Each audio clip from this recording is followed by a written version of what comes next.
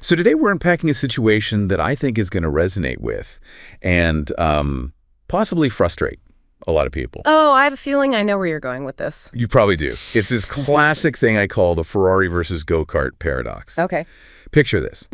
You have a serious manufacturing company.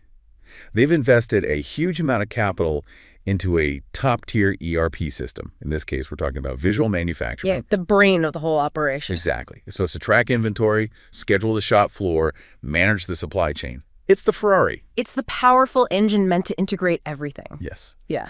But then you walk into the finance director's office and you ask the most critical question. Hey, show me the budget.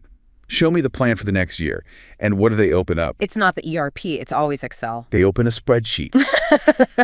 A completely disconnected manual, probably broken spreadsheet sitting on a desktop somewhere. That's the go-kart. So today, we're diving into a guide from Valeria Vico at BMS 365 called Demystifying Budgets in Visual Manufacturing. And our mission is, well, it's basically an intervention. An intervention is a great way to put it, because we really need to figure out why companies let this powerful budgeting tool just sit there gathering dust inside their ERP.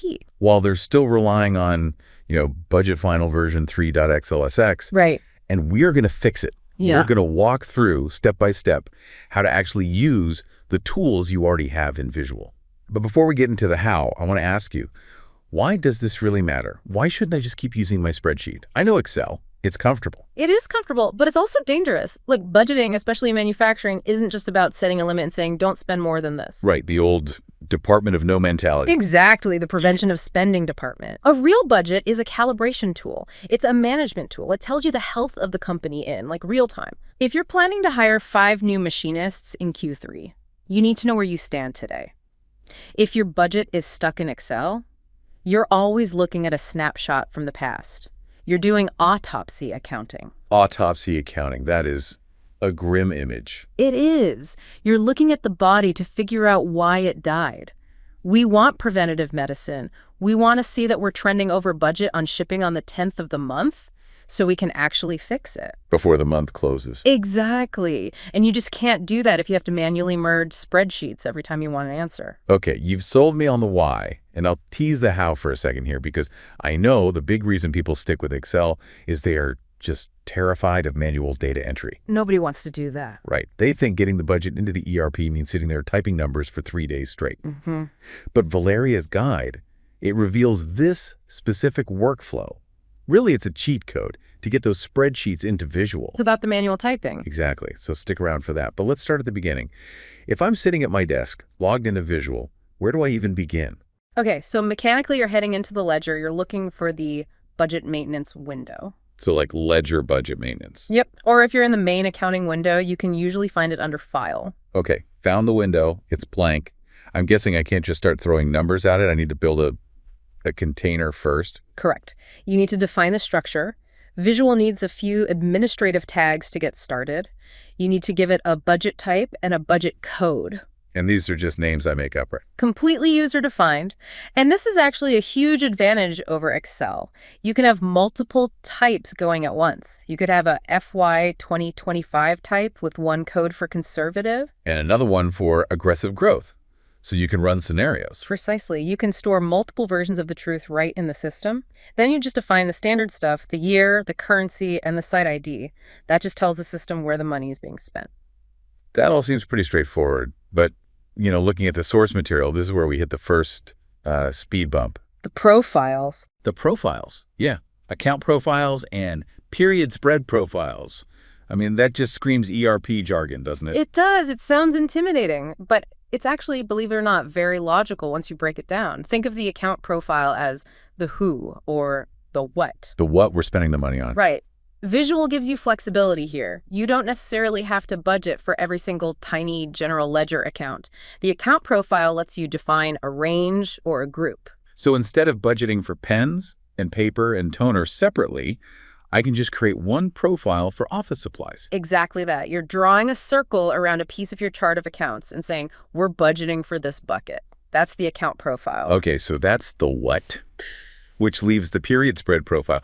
I'm guessing this is the when. Spot on. This is the when, and this is so crucial for manufacturers.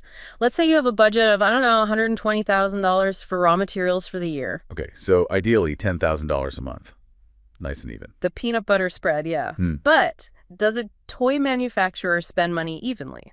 No way. Yeah. They spend nothing in January and then everything in July and August to ramp up. For the holidays, exactly. So if you use an even spread, your reports in July are just going to be screaming over budget in bright red letters. And you'll panic, but you shouldn't be panicking. That spending is expected. Right. So the period spread profile lets you map that seasonality. You can tell the system allocate 5% in Q1 and 40% in Q3. That makes so much sense. It aligns the budget with the actual heartbeat of the business. And once you have these profiles set, the what and the when, the budget now lives at the general ledger level. That's the key.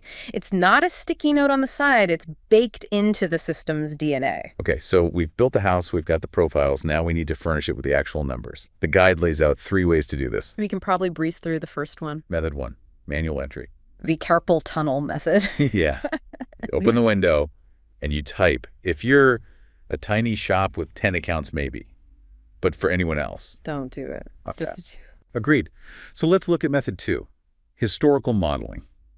This sounds a bit more automated. This is like a smart copy and paste. Yeah. It lets you take an existing budget, say last year's, and just copy it into the new year. But you almost never want an exact copy, right? Inflation, growth. Right. So Visual lets you apply a mathematical factor. You can use operators like add, subtract, multiply. So I can literally tell it, take the 2024 marketing budget, copy it to 2025, but multiply everything by 1.1. Exactly. And boom, you've just created a baseline budget with a 10% increase across the board in about 10 seconds. It's a broad brush, but it's fast. That is useful. But the one that really caught my eye in the guide is method 3, actuals modeling. Yes, this is the powerhouse. Think about the flaw in the last method. If you base your 2025 budget on your 2024 budget, You're just copying your old guesses. you're basing a plan on a plan. Exactly. If your 2024 budget was wrong, your 2025 one will be too. Actuals modeling lets you base your new budget on what you actually spent. So I can say, we plan to spend $50 on shipping, but we actually spent $62K. Let's start this year's plan with the 62. Correct. You start from the truth. And again, you can apply those mathematical factors. Take last year's actual spending and add 5%. It's so much more accurate. And it saves an incredible amount of time compared to doing that analysis in Excel. Oh, absolutely. In Excel, you'd be exporting the GL, cleaning columns, checking VL lookups. Visual just does the math for you. Okay, but let's be realistic here. Even with these cool tools, most finance teams are still going to do their brainstorming in Excel. Of course. It's just how the world works. You need a sandbox. And that's fine. Excel is a fantastic sandbox. It's great for the messy, creative part of budgeting. The problem isn't using Excel for planning. The problem is leaving the data there. Right. And this brings us to the pro tip of the episode, the import. The import budget feature. Yeah. This is the bridge. But having read the guide, this bridge is a little particular. Unforgiving might be the word I'd choose. Unforgiving. Okay. Because if you just try to upload your nice color-coded spreadsheet, Visual is just going to reject it. Immediately. And this is where most people give up. They get an error, they get frustrated, and they go back to typing.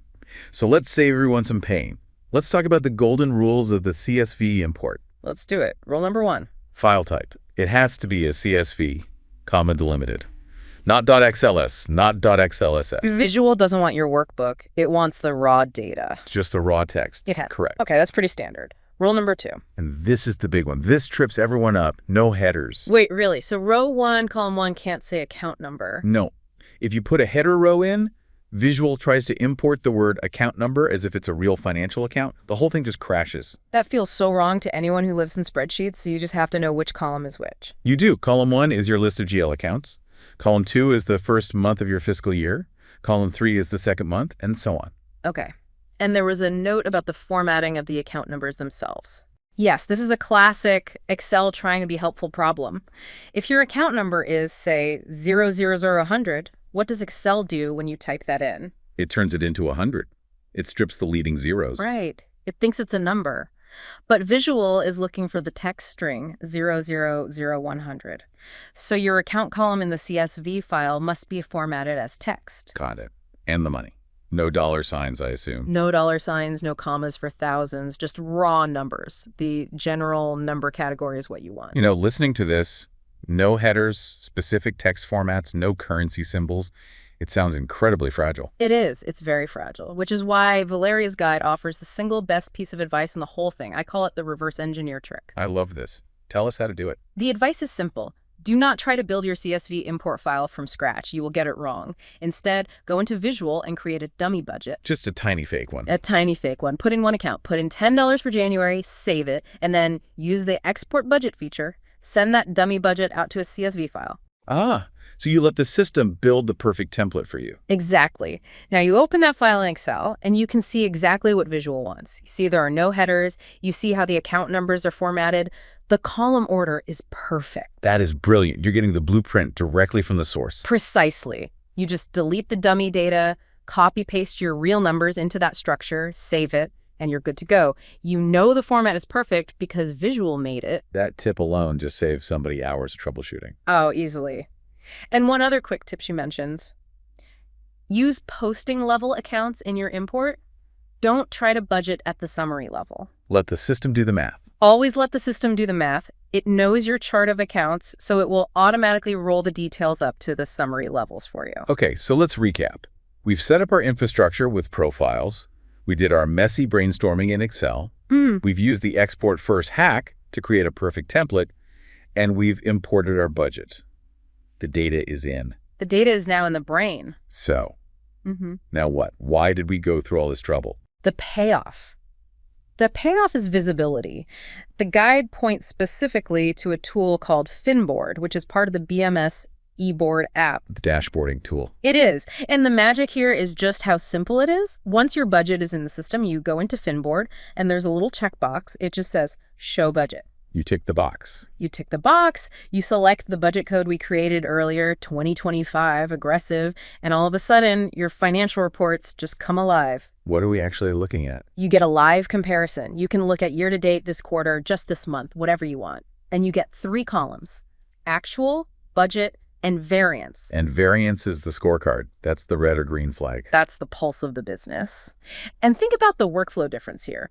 In the old way, if you wanted to see your variance on the 15th of the month, what was the process? Oh, it's a nightmare. You export the GL, you find your budget file, you copy-paste, you pray your Vila hookups aren't broken. And by the time you finish, it's 5 p.m. and the data is already old.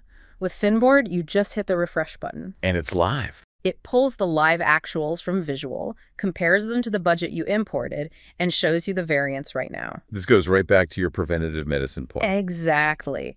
If I can see on the 12th that my raw material costs are trending 15% high, I can pick up the phone. I can call the supplier. I can maybe adjust production. If I wait until the end of the month, that money is gone. You can't manage what you can't see. You can't. And the guide also mentions that because we use those period spread profiles, the when FinBoard can even show you forecasts. Oh, that's really cool. Yeah, it can show you, okay, here's what you spent so far, and here is what's left in the budget for the rest of the year. It turns the budget into a windshield instead of a rearview mirror. I love that analogy. That's perfect. Most budgeting is looking in the rearview mirror. Oh, look, we hit a pothole 3 miles back. We want to see the pothole before we hit it. And really, that's the core argument of this entire source, isn't it? The technical steps are just the barrier to entry. The real goal is to turn the budget into a living part of the business. Absolutely. And once that data is in Visual, it's everywhere. It shows up in the accounting window. It's available for custom reports. You finally created a single source of truth. No more arguing in meetings about which version of the Excel file is the real one. The system is the record. That's the rule. So let's bring this all home.